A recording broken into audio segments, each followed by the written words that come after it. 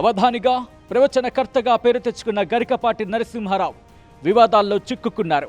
సుమారు 275 అష్టావధానాలు, 8 అర్ధశత, శత, ద్విశత అవధానాలు, ఒక మహాసహస్రావధానం చేశారాయన. అవధానిగా గరికపాటి నరసింహారావుకు ప్రత్యేకమైన గుర్తింపు ఉంది. ఆయన వీడియోలకు సపరేటు ఫ్యాన్ బేస్ ఉంది. కానీ ఆయనపై మొదటి భార్య గరికపాటి కామేశ్వరి సంచలన ఆరోపణలు చేశారు. ఆయన మంచి వ్యక్తి కాదని, ఓ దుర్మార్గుడంటూ వీడియోను రిలీజ్ చేయడం సంచలనంగా మారింది. గరికపాటి తనను బలవంతంగా తెచ్చి పెళ్లి చేసుకొని 2 పిల్లల్ని కన్న తర్వాత గెంటేశాడని ఆరోపించారామె. నమస్కారం, నేను కామేశ్వరిని. ముందుగా పద్మావతి గారికి హృదయపూర్వకమైనటువంటి నమస్కారాలు తెలియజేస్తున్నానమ్మా. 40 ఏళ్ల క్రితం మా తోబుట్టువుల నుంచి ప్రేమ పొందాను. తర్వాత నాకు ప్రేమ దొరకలేదు. ఇవాళ నాకు సపోర్ట్గా మీరు మాట్లాడినటువంటి, నన్ను అర్థం చేసుకున్నటువంటి మాట్లాడారు.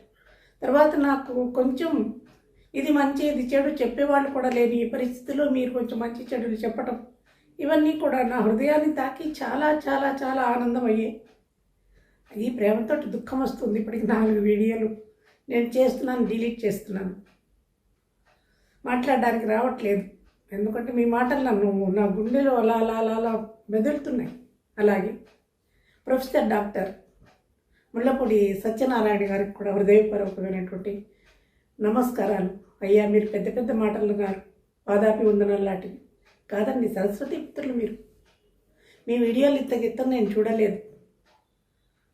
నిన్ననే అన్నీ చూడడం వల్ల చూస్తూ మీ మాటలు విని నాకు అనిపించింది ఏదో చేశాను. కానీ అక్కడ తప్పు పట్టడం అనేటువంటిది మిమ్మల్ని కూడా కాదు. అందువల్ల మీరు పెద్ద మాటలు, పాదాపి వందనాలు లాంటివి చెప్పకూడదు. ఎందుకంటే సరస్వతి మూర్తి భవించినటువంటి వ్యక్తులు మీరు. సలహాలు ఇవ్వాలి, చిన్నవాళ్లే కాబట్టి ఆశీర్వదించమని నేను అడగడం లేదు. ఇంకా పద్మావతి గారి దగ్గరతో చెప్పాలంటే, అమ్మా, అర్థం చేసుకున్నారు ఒక స్త్రీ హృదయాన్ని.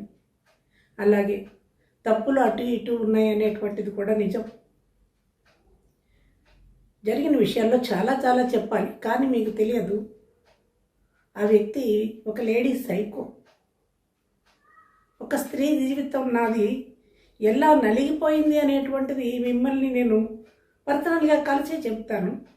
మిమ్మల్ని ఒకసారి మా ఊరు తీసుకెళ్తాను, బోడపాడ అగ్రహారం తీసుకెళ్ళి వాళ్ళ ఇల్లు ఎక్కడుంది, మా ఇల్లు ఎక్కడుంది, అక్కడ జరిగినటువంటి సంఘటనలు అన్నీ కూడా తప్పకుండా నేను మిమ్మల్ని బోడపాడ అగ్రహారం తీసుకెళ్తాను.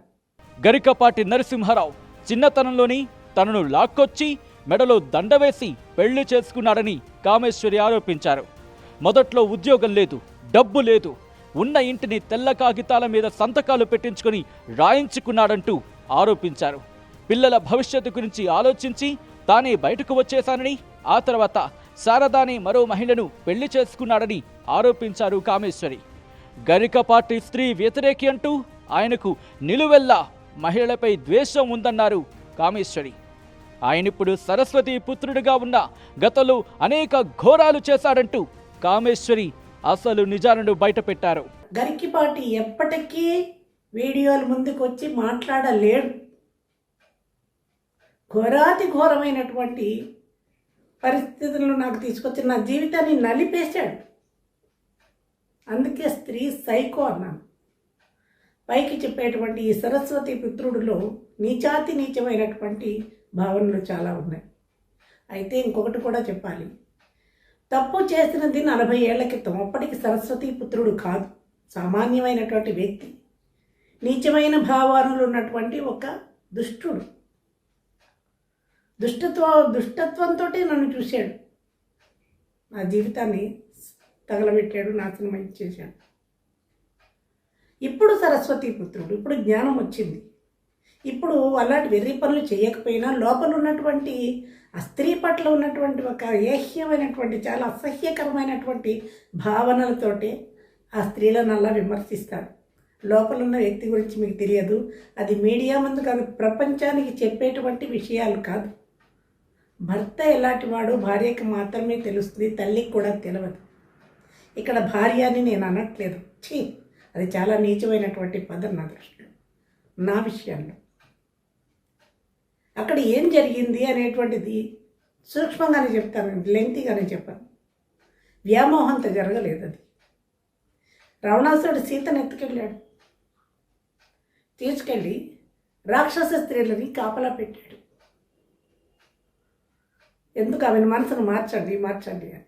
సీతాదేవి అక్కడి నుంచి ఎక్కడికి పారిపోతుందండి? ఎక్కడికి తీసుకొచ్చాడో తెలియదు. ఎలా పెడుతుంది సీత? ఎక్కడికి పెడుతుంది?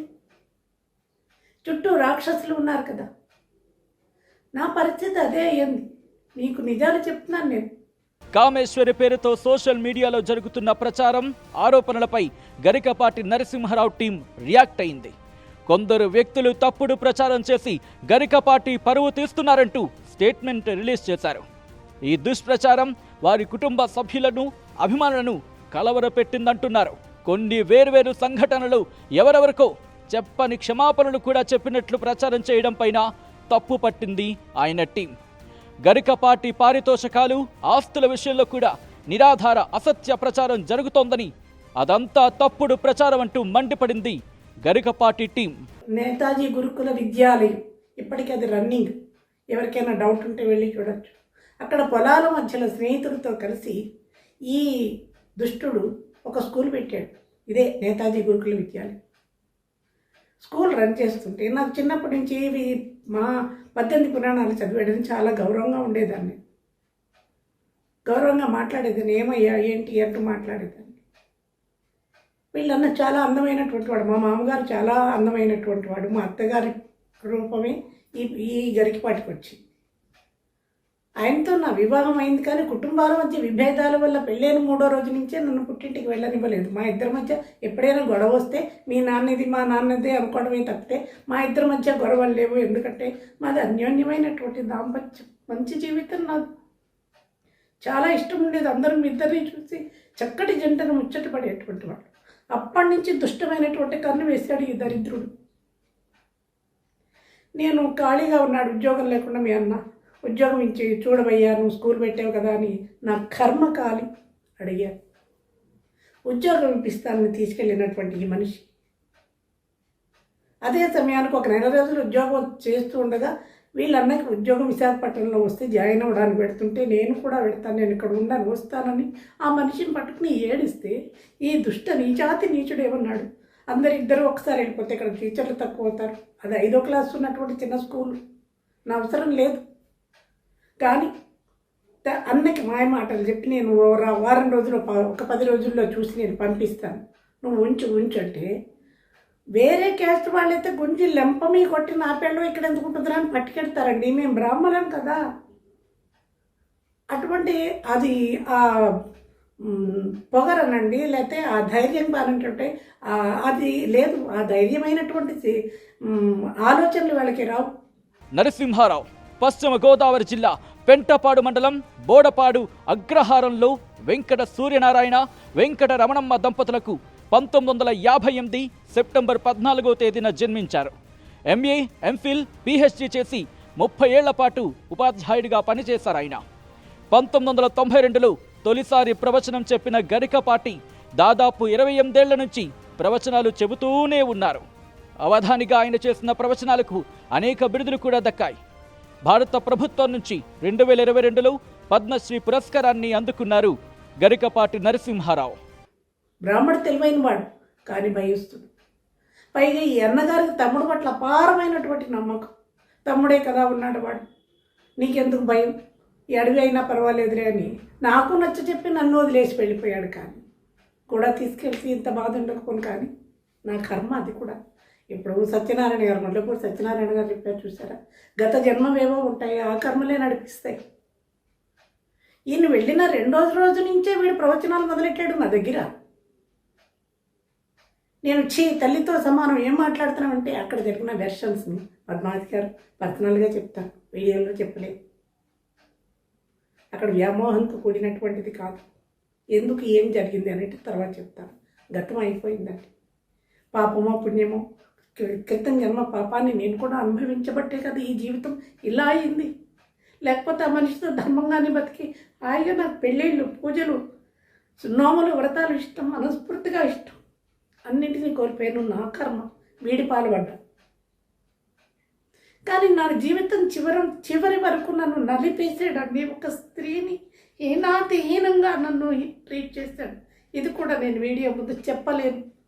మీరు మీ నంబర్ ఎక్కడున్నారో చెప్తే నేను మీకు పర్సనల్గా చెప్తాను. అప్పుడు గరికపాటి నిజస్వరూపం మీకు అర్థమవుతుంది.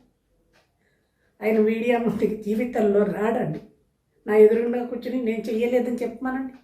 ఆయన చేసిన దుష్ట చర్యలన్నీ నేను బిట్టు నేను రెడీగా ఉన్నాను. అంత నేను నిజాయితీగా ఉండి ధర్మంగా ఉండబట్టే ఇవాళ భగవంతుడు నాకు ఇల్లు ఇచ్చాడు, నాకు ఉద్యోగం ఇచ్చాడు, నా చుట్టూ మంచి సర్కిల్ ఇచ్చాడు. భగవంతుడి బ్లెస్సింగ్స్ నా పట్ల ఉన్నాయి. ఆధ్యాత్మికమైన జీవితంలోనే వెడుగుతున్నాను. ఇప్పటికీ నాలో కాముకత్వం లేదు. అటువంటిదే ఉంటే నేను ఎప్పుడో నాశనం అయిపోదునండి. నేను ఇప్పుడు కూడా వీడియోలు చూడట్లేదు, నేను కామెంట్లు చూడట్లేదు. ఎందుకంటే నేను హర్ట్ అవుతాను. నేను సుఖంగా బతకాలనుకుంటున్నాను. అవధానిగా విజ్ఞానం పంచిన జీవితంలో చేసిన చెడు వెంటాడుతూనే ఉంటుందనే దానికి కామేశ్వరి రిలీజ్ చేసిన వీడియోని నిదర్శనమంటూ నెటిజన్లు కమెంట్లు పెడుతున్నారు. మరోవైపు కావాలని గరికపాటిని చెడుగా ప్రచారం చేస్తున్నారంటూ ప్రతి విమర్శలు కూడా వినిపిస్తున్నాయి. మరిన్ని వీడియోస్ కోసం ఛానల్ ని సబ్స్క్రైబ్ చేయండి. లేటెస్ట్ అప్డేట్స్ కోసం వాట్సాప్ ఛానల్ ని ఫాలో అవ్వండి. అండ్ లింక్ డిస్క్రిప్షన్ లో ఉంది.